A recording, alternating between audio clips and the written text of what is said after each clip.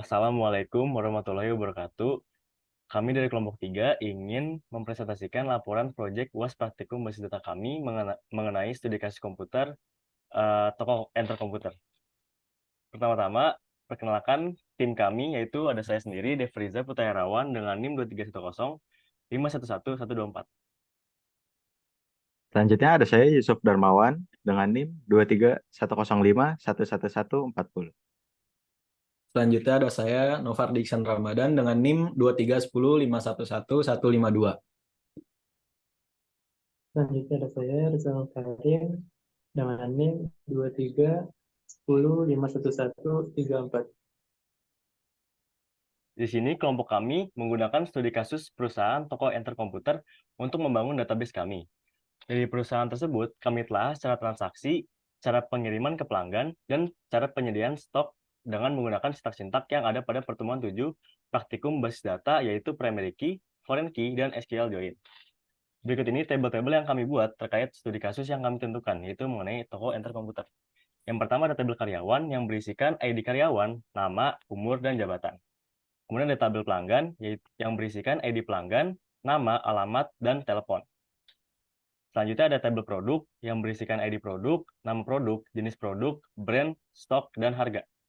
Terakhir ada tabel transaksi yang isinya ID transaksi, tanggal transaksi, total harga, metode pembayaran, ID pelanggan, dan ID produk.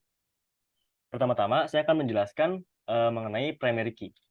Primary key adalah atribut dalam tabel yang secara unik mengidentifikasi setiap baris atau catatan dalam tabel database. Primary key harus mengandung nilai-nilai unik. Atribut primary key tidak boleh memiliki nilai nol. Sebuah tabel hanya dapat memiliki satu primary key yang dapat terdiri dari satu atau beberapa atribut. Ketika beberapa atribut digunakan sebagai primary key, mereka disebut composite key. Kemudian di sini saya akan menjelaskan cara penggunaan primary key. Primary key digunakan saat create table. Di sini ada sintaknya create table produk, ID produk, kemudian tipe datanya varchar 5, varchar isinya 5, primary key. Di sinilah didefinisikan primary key, kemudian not null. Nama produk ini yang lainnya saja. Nah, apabila pada tabel tersebut telah terdapat atribut ID namun belum sebagai primary key, maka dapat digunakan perintah berikut ini, yaitu alter table produk add primary key add ID produk. Hasilnya ID produk akan memiliki primary key. Selanjutnya saya akan menjelaskan foreign key. Foreign key ini digunakan untuk menghubungkan dua tabel bersamaan. Ini kadang-kadang disebut kunci referensi atau foreign key. Atribut primary key dari satu tabel dan memasukkannya ke tabel lain, di mana ia menjadi foreign key. Foreign key adalah kolom atau kombinasi kolom yang nilainya cocok dengan primary key dalam tabel yang berbeda. Hubungan antara dua tabel cocok dengan primary key di salah satu tabel dengan foreign key pada tabel kedua. Berikut ini program yang digunakan untuk mendefinisikan foreign key dan menyambungkan dua tabel. Di sini ada dua primary key. Nah, di sini cara mendefinisikan foreign key tersebut. Di sini create table, ID transaksi sebagai primary key, nah ID pelanggan dan ID produk sebagai foreign key, yaitu dia mereferensikan ID pelanggan pada tabel pelanggan. Di sini juga ID produk pada tabel produk.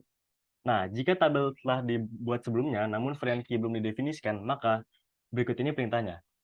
Alter table, transaksi, add foreign key ke kolom, yaitu ID produk, references, tabel produk, ID produk.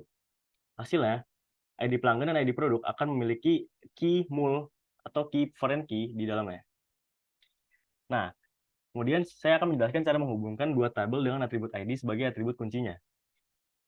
Di sini ada primary key dan ada foreign key. ID produk, tabel produk sebagai primary key dan tabel transaksi sebagai foreign key-nya. Kemudian kita menjalankan perintah select nama produk, jenis produk, harga, tanggal transaksi, total harga, dan metode pembayaran from produk dan transaksi, di mana produk.id produk sama dengan transaksi.id produk. Kemudian hasilnya akan seperti ini. Dia akan menyambungkan tabel produk dan tabel transaksi. Selanjutnya, dilanjutkan oleh Yusuf. Ya, oke. Yang selanjutnya ada inner join. Inner join adalah fungsi join di SQL yang menggabungkan data dari dua tabel atau lebih. Namun hanya menampilkan data yang nilainya sama saja. Sedangkan untuk baris-baris lain yang nilainya tidak sama, tidak akan ditampilkan. Berikut adalah perintah program yang digunakan untuk mendefinisikan inner join. Select pelanggan nama, pelanggan alamat, transaksi, tanggal transaksi, transaksi total harga, transaksi metode pembayaran. Jadi di sini kita memilih atribut-atribut mana saja yang mau kita tampilkan. From dari tabel pelanggan, inner join ke tabel transaksi. On, di mana pelanggan.id pelanggan sama dengan transaksi.id pelanggan.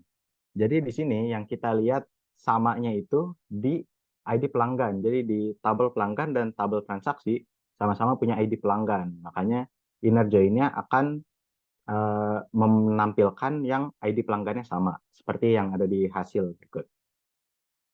Ya, boleh selanjutnya.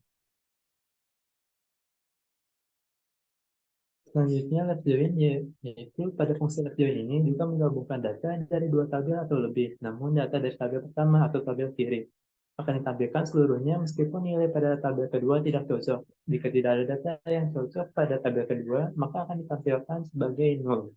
Berikut adalah perintah yang digunakan untuk mendefinisikan left join dengan tabel yang telah tersedia. Select nama, alamat, tanggal, transaksi, total harga, metode pembayaran untuk menampilkan atribut, from pelanggan, yaitu dari tabel pelanggan, plus join transaksi on transaksi.id pelanggan, sama dengan transaksi.id underscore transaksi, order by tanggal transaksi. Dan akan dihasilkan menjadi tabel berikut. Tabel sebelah kirinya utuh dan tabel sebelah kanannya berisikan data nol. Lanjut. Oke, selanjutnya ada right join. Berkebalikan dengan fungsi left join, fungsi right join akan menggabungkan data dari dua tabel atau lebih. Dengan data pada tabel kedua atau tabel kanan ditampilkan semua. Seperti pada fungsi left join, jika tidak ada data yang cocok pada tabel pertama, maka akan ditampilkan sebagai null. Ini perintah program yang digunakan untuk mendefinisikan right join dengan tabel yang sudah tersedia. Select nama, alamat, tanggal transaksi, total harga, metode pembayaran, from pelanggan, right join, transaksi, on, transaksi.id pelanggan, transaksi.id transaksi, order by tanggal transaksi. Nah, hasilnya adalah sebagai ini karena tabel kiri tidak cocok, maka dia akan menampilkan null. Oke, selanjutnya. Selanjutnya ada full join. Full join atau yang dikenal juga sebagai full outer join adalah jenis join yang menggabungkan semua data dari dua tabel berdasarkan kondisi yang telah ditetapkan. Meskipun jika ada ketidakcocokan di antara kedua tabel. Seolah-olah menggabungkan left join dengan right join. Data yang tidak memiliki kecocokan akan diberi keterangan null. Ini ada contoh perintah program yang digunakan untuk mendefinisikan full join dengan tabel yang telah tersedia. Di sini ada sintaknya, yaitu yang pertama adalah kita menginput sintak select, nama, alamat, tanggal transaksi, total harga, dan metode pembayaran.